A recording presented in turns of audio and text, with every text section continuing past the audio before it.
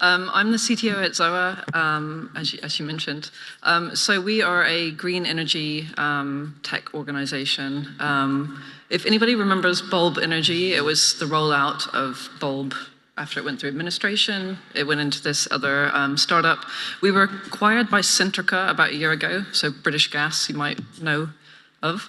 But we are building a platform that was heavily influenced and underpinned by a lot of work through my data science team that's been doing a lot of AI and machine learning in the platform for about the last 4 or 5 years. And I'm going to explain some of that to you today and take you on a journey of what we've been building. And hopefully it's interesting to you.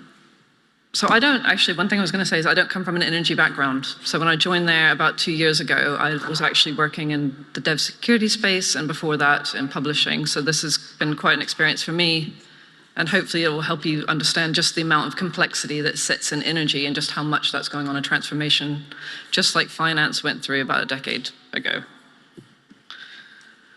So I'm going to start with a little bit of okay, let's take a step back. Let's look at the big picture.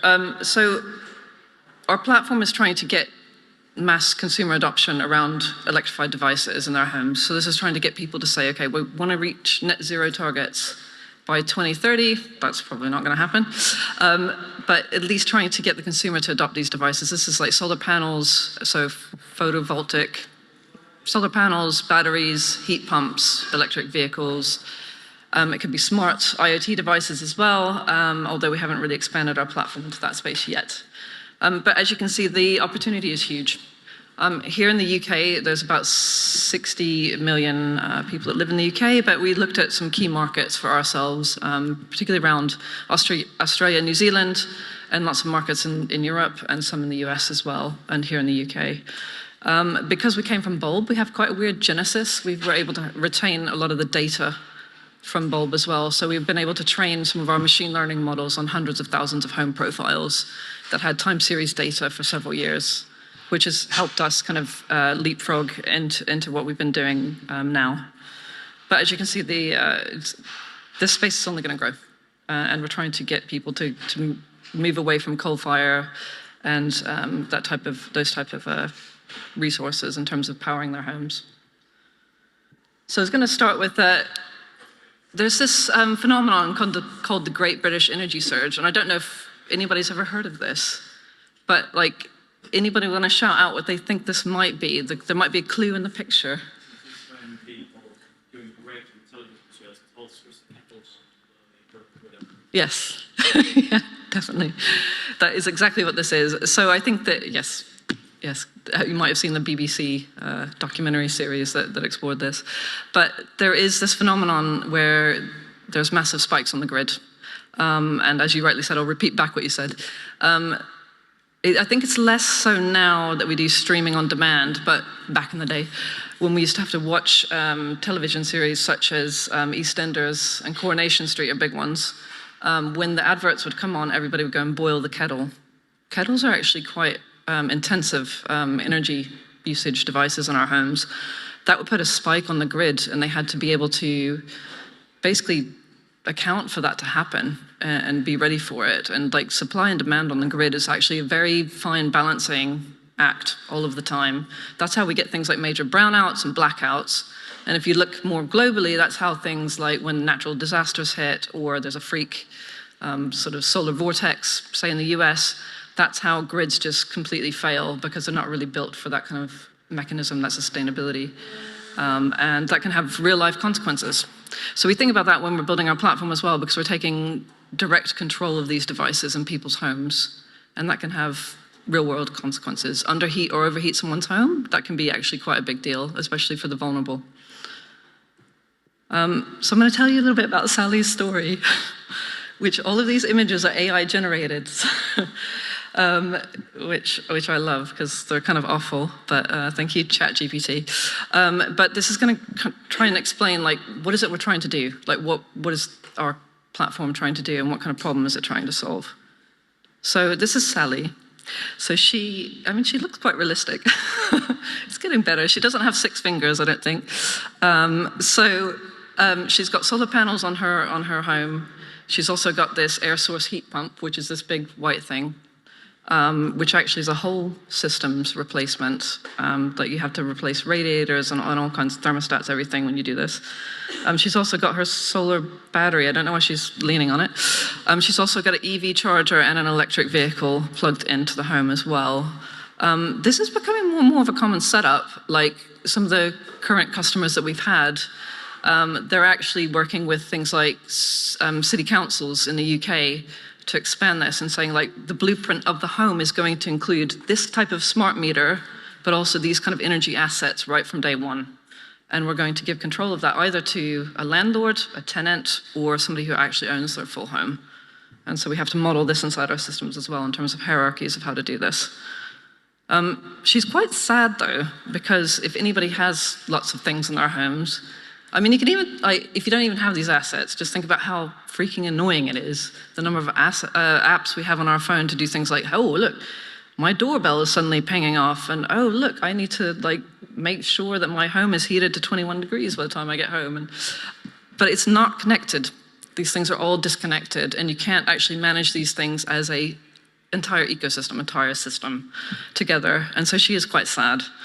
Because she's like, I don't know how to make sense of this. This isn't a very unified experience, and she might not even be that technical. So that makes the challenge even harder for the earlier adopters. But then there's a platform like ours, Zoa, which looks at whole home energy management, like how to look at it as a unified ecosystem of devices, but also how to optimize those things on a kind of that fine balancing act.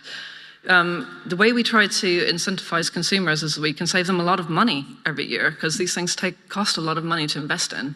There are government incentive schemes that help people purchase things like solar panels now and electric vehicles. You know, Octopus came out with a pretty good package recently in terms of tariff and car, but it's still really expensive. And we used to do breakfast briefings in my company, and I remember we brought on a energy industry specialist, and he said 80% of the UK people have £500 or less in their bank account right now. And it's like, so we do live in a bit of a tech bubble sometimes when we think about like who actually has these devices, who can actually afford them. But I do think like where we're working with like city councils that are putting these assets directly in homes, especially tenanted homes, that this is growing all the time. And we're trying to give a bit of control back to the consumer, not just the businesses and the energy companies that own these assets. So I'm going to talk about two core areas of our platform. There's actually 4 areas of the platform, but there's 2 that are really quite challenging for us. And I'm going to tie this back into like why we think the advances we've been doing around AI and machine learning have really helped us. But hopefully it will resonate with quite a few of you in the room, because I think probably a lot of you come from tech backgrounds, maybe not even a data science background. And so hopefully this will sound familiar. So one of the first things I want to talk about is the challenges with IoT. So this is a view of our platform overview. Like we do a lot of things around just connecting to devices, which actually sounds straightforward, but it's really hard. And I'll get into why that is the case in a minute. But we also take into the consumer's tariff in order to figure out how best to optimize the devices and save the consumer money. Also, once you invest in these things, they go wrong all the time. And so there's like error messages that appear, you know, suddenly something doesn't work, there's lots of wires, things get unplugged. Sometimes you might be having a local hub in your hardware hub in your home, and that might be in conflict with other devices in the home, even things that are being connected to over cloud-based APIs as well. And then we look to help energy companies specifically look for new revenue like models. So that could be like we're replacing, upselling the devices, or we've found a way to identify faults faster because they have to have field operators that go out and fix these things. But connections I want to talk about real quick, because I do think that this will, I think everyone in the room will understand this. So we try to basically build an abstraction normalization layer, which is down here at the bottom, but that needs to orchestrate everything so that we can plug in all types of when we say there's something called OEM, which is original device manufacturer, but basically that will be somebody like Tesla, what's got it here, like Solax, Give Energy. It could be different manufacturers. A lot of them are, they think like they're hardware companies, because they don't think about cloud first or software. And so a lot of their APIs just frankly really suck. And a lot of them are like, here's an API you can connect to. We will give you a manual in a PDF format that's written in Mandarin, Chinese Mandarin. And good luck with that. And we hope you can also reverse engineer this API because a lot of this is going to be out of date. So I think so that just kind of gives you like, it's quite immature, is what I'd say, this space right now. And I think it went through we're going through the same kind of transition that the W3C, the World Wide Web Consortium went through more than a decade ago. I'm quite old, sort of 2 decades ago. But I think we're seeing the emergence of those kind of standards happening now, but it's going to take a long time. But one of the things I would say is that I actually have a dedicated team around this. And the team topology speak, it's like a complicated subsystem team because the space is just so complicated. But we have to get to a point where we have this normalized data set because we can't do anything with that until we're able to make sense of that and connect all these things together in the home. And this is the way I feel about it all the time. Garbage in is garbage out. So we find things like the APIs, because we connect to everything over cloud-based APIs. We could also do this on a hardware basis, like with a hub in a home, but we don't do that today. We might in the future. But for the purposes of this talk, it's cloud-based APIs that we connect through. But I thought, like, of course, XKCD is going to have a relevant little comic for this. But basically what we see through the APIs is like often that, you'll have to infer different things. Like they're just different schemas. They don't map. It's like that data point actually maps to these 3 data points, but actually it's not complete. Oh, they've suddenly decided to go from kilowatts to megawatts for no given reason. And they often break their APIs. They don't think about backwards compatibility and semantic versioning. So this is like a huge problem for us and something that we have to stay on top of every single day. And there are emerging standards and protocols in this area. So we do see things like Zigbee, which is more of a mesh topology that sits in the local network of a home. And often you'll see something, like if I talk about myself at Centrica also owns Hive. So Hive have a hardware hub that they put in the home. And some of you might be a Hive customer. But basically that's how it works. It works on this, you see this image here on the left, that's how it works. It isn't actually TCP IP. I did think it was at first, but actually it works side by side and it's more of a mesh topology that eventually turns in the outbound traffic into TCP IP. And so you can see there that's got a coordinator, routers, and the end devices as well. So it works on a kind of a node basis. And then we're working that's more of a hardware, but then you've also got the software side. So like the cloud-based APIs. And you see all these different manufacturers, and that could be cars, batteries, could be heat pumps, anything. And that's only going to grow. But it's just, we're on a multi-year journey around this right now for interoperability. But we do have things like Octopus. So Kraken actually launched a consortium a couple of years ago. And there are 4 or 5 working groups already spun up. We have some key people in our business whom I work closely with that actually sit on these consortiums. But it's really hard as well. And I think that it's a bit like finance, like taking control of someone's device in their home. Like there's a lot of things like regulatory and security and compliance things that you have to think about on top of everything else in terms of standardization. And you also have manufacturers who are a lot like Apple. They want a closed ecosystem. Like Huawei is a good example of that, where they've recently started trying to charge for API access for people that had it for free before. And they're trying to say that it's for security reasons. There's some spicy YouTube content on that where there's people really, cursing about that. But anyway, I think it just goes to show, like, you're kind of in a very similar paradigm to the W3C, like where we're merging standards, but it's going to take a long time, and there's some players that want to lock things down as well. So it's probably going to be 5 to 10 years away. But we need that normalized data set. Like I said, if we don't have it, then sending in garbage data into any kind of algorithm is just going to produce garbage on the other side. Hence why we have a whole team around this today. So let me move on to the other part of our platform, which I think is more interesting and relevant to this conference, seeing as that it's about AI.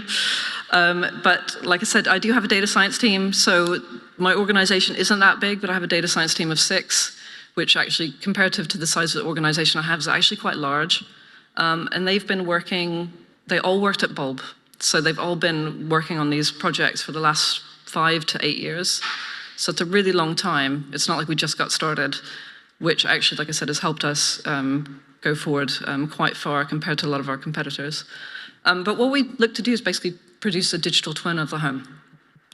And we try to do that in a way that we can model it and make intelligent optimization decisions for that home, saying like, okay, well, should I discharge this asset? Should I charge this one? Should I do it? What time should I do it?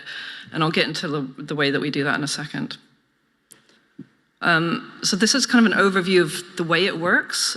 So we have an optimization engine, is what we call it, which kind of sits in the middle, and it's kind of a bit of a brain. But basically, we take a lot of different inputs, and you can see here we take in things like the spec of the devices, what are the consumer preferences, what are the wholesale data that we're getting from the markets, from the energy markets, what tariffs are the consumer on, and that can actually be quite complicated by itself. Because if anybody's with Octopus Agile, that changes all the bloody time. So we had to build like a connector just to Octopus, and we were like, oh, that's gonna take us 2 weeks. It took us 3 months. Yeah, so yeah, that just kind of, yeah. I mean, also, knowing how long software is gonna take is really hard problem anyway. But yeah, it took a lot longer because it was just really, really complicated. And then we take in things like weather data, so weather forecast data as well. And that can change. Right now, I think we take a sample of that every 30 minutes, but that could change more frequently depending on which geography we're looking at. But basically, we want to simulate the home with that data. And we have a number of machine learning models that we use out the backside of that. So we have a PV generation model, we've got EV driver behavior models as well, and home usage. And as you can see, this is the way it all kind of connects, and it's multi-year, half-hourly data. So again, because it was Bulb, we were able to have this 200,000 homes already kind of pre-made time series data that we're able to pump into this optimization engine from day one.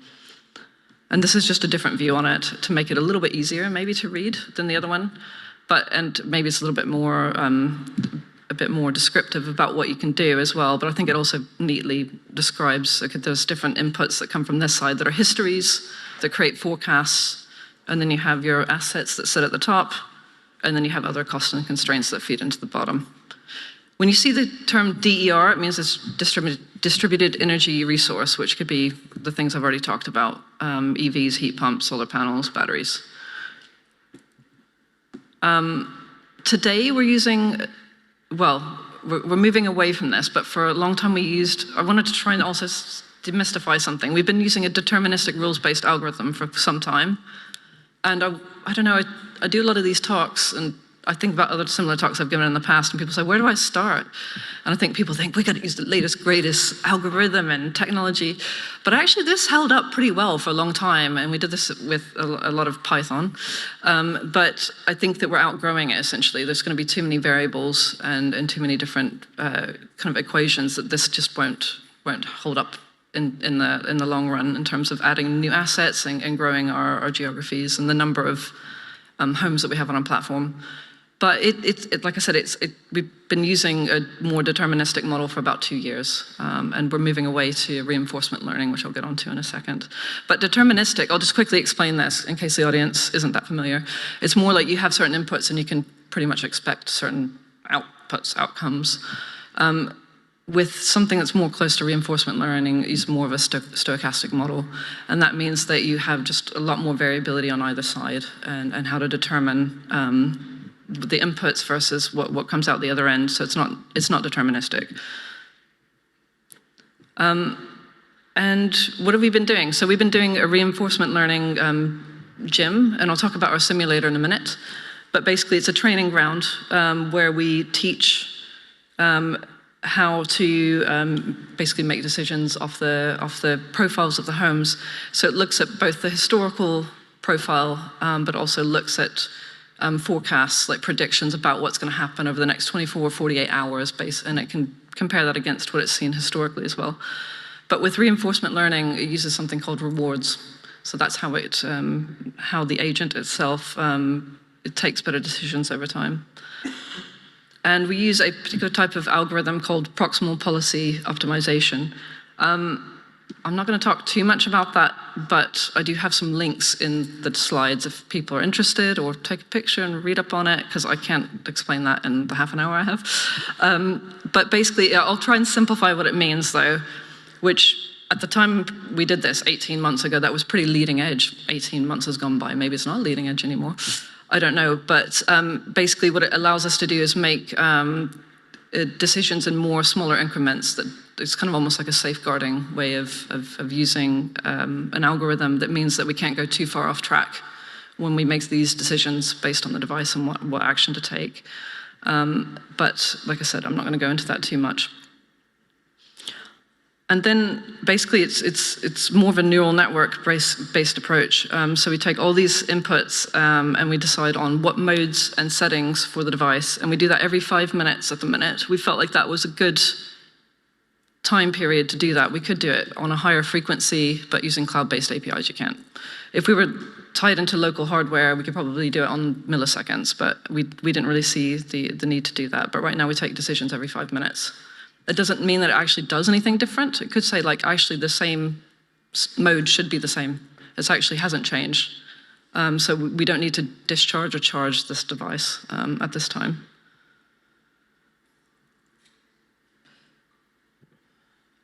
So I was going to quickly talk about what I try to weave into my talks often are like, there's just not enough time.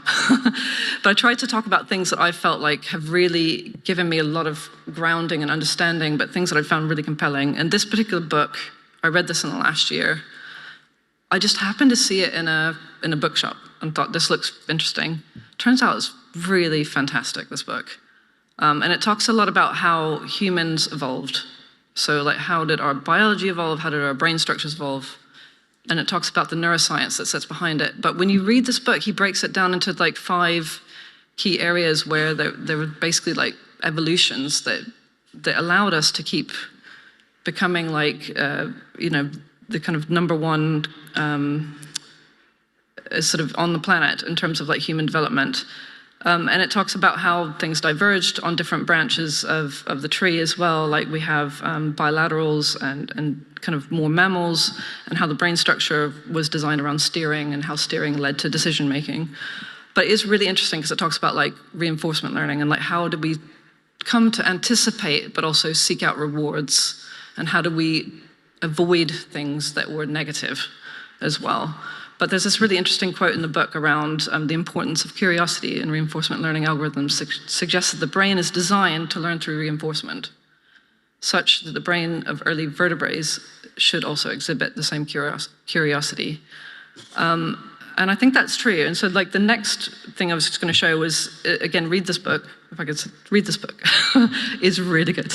But he talks about different breakthroughs, like 5 or 6 key breakthroughs that humans evolved through. And I thought this was quite interesting. I found this one purely by accident when I was looking for some background about the book. But he actually does have one here in the middle about electricity, which is the premise of my talk. But he talks about these different breakthroughs and how we basically, like I said, anticipate rewards and how we seek out rewards, and how that has actually translated in the way that we think about the fields of AI and machine learning today. And I think just to break this down a little bit, like in terms of when we're talking about learning, there's different types. And I've put a link down here to a lady called Chloe Wang. She's written a really excellent Medium series around reinforcement learning. And it breaks it down from like the basics, and it gets deeper and deeper, which I think is really good, because if you want to understand this, it really is worth spending that time. But she talks about supervised learning, unsupervised learning. So supervised is like when you've given data to the algorithm and it's well labeled and classified up front.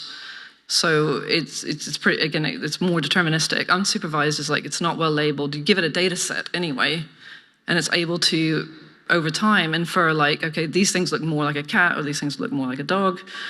And then you get down to more reinforcement learning style learning, which is like, you might not even give it any kind of going in data set at all, but as it gets more data, it gets refined, it gets more accurate over time.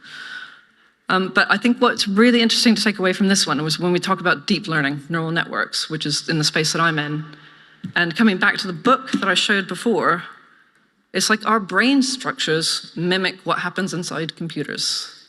And so there's a lot that we can take from the fields of like neuroscience and biology and psychology that really do transfer across to the way we do things in computers. Surprise.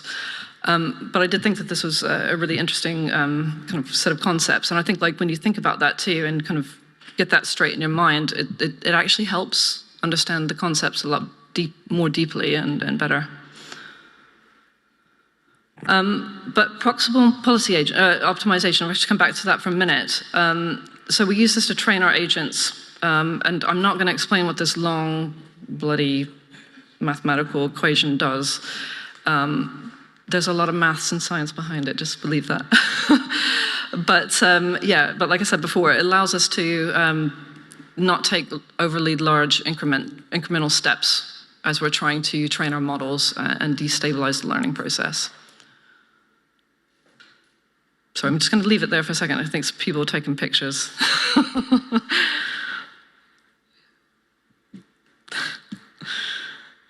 Okay, cool. Hopefully you've taken your pictures. I'm happy to share these slides afterwards anyway. So what do we? Another thing, we have forecasters. I think I mentioned that earlier as well. Like we look at forecasters in our systems, and we have we pump a lot of this data. Right now we use things like Looker, and we have a big data warehouse internally, and that says a lot about the cloud that we're using, GCP. But basically we pump all this data in, but we kind of keep a really close eye and set up a lot of monitoring around, okay, what is happening? What actions have we taken? Were they wrong? Were they right? And try and do that on an ongoing basis, like using that monitoring to then basically train the reinforcement agents. At the minute, we have one agent running, and we're thinking about maybe having collaborative agents in the future, and there are white papers on this, but at the minute, we're only using one agent in terms of the way that we train the data. And I'm just going to quickly talk about our simulator real quick, and then, yeah. So we have this thing called a simulation engine. So it's kind of like the back end of the optimization engine, which I talked about before. But basically, we use rules-based at the minute, but we've actually baselined it against reinforcement learning, and they're operating about at the same degree of accuracy at this point. So we think quite soon we'll be moving over to reinforcement learning. But like I said, it's got a large data set that sits behind it. I'm not going to talk about this too much because it's kind of a rehash of what I've said already. But just to give you a view of how it works, because I think maybe this is more interesting to look at the visualization, is these sets of digital twins that we have and being able to then play those out into different variations. I think what's cool about this is you go, yeah, digital twin. But because we've got all this time series data, we can say, make some new simulated, 1 minute, oh my God, okay. Make some new simulated homes. And we can say we want 2 million homes, but it makes it on quite accurate profiles because it has all this time series data on which to do that. And this is what it looks like in our consumer app. So this is like what a consumer would see. How much money have I saved? We could have different things that we want to optimize for. Today, we just do it for consumers and to save them money, but we talk to energy companies all the time, and they might have different incentives that they want to drive for themselves. But I think that this is quite nice. It's quite an intuitive experience bringing all this together. And this is basically all of their assets in their home. It's not each individual one. And we do a lot of monitoring. I know that I've only got a minute, so I'm going to get to my last slides. But again, I can talk more about this afterwards if anybody's interested in how we do the monitoring around the devices themselves. So what's next? I am on my last couple of slides. Where next? So a couple of the bits of the platform that aren't developed yet, but we're kind of moving into are like things around device health. I mentioned that earlier. It's like you have all these devices in your home. You want to know when they're going wrong. You probably want to predict when they might be going faulty as well, and actually have somebody come and fix it or be able to self-heal, like self-serve and self-heal these devices, because they do go wrong a lot, and it's actually quite costly to have somebody be called out to the home every single time something is wrong. And this is my very last slide. So I think where we're going is virtual power plants, and I'm just going to talk about this for a second. So a virtual power plant is a concept of basically networking together lots of homes or businesses, could be anything that has these energy devices, but in a way that you can balance them together in aggregate rather than on the local level of a home. And we want to try and bring these things together so that we can help balance the grid better as well. But it also, if you do it this way as well, it incentivizes businesses or homes because they can also do things called flexibility trading, which is like arbitrage, energy arbitrage. And they can actually make quite a lot of money back through this process as well. But this is where we're moving. So now we've got the digital twins of the home. We're starting to move into the aggregate level of how do we trade these assets in aggregate in terms of energy arbitrage, discharge empowering these homes in a way that we can help the grid. So we do work with like energy suppliers. We work with different energy markets here in the UK as well. But this is the next step for us beyond just the home as it is today. And that's it, really. Thank you very much.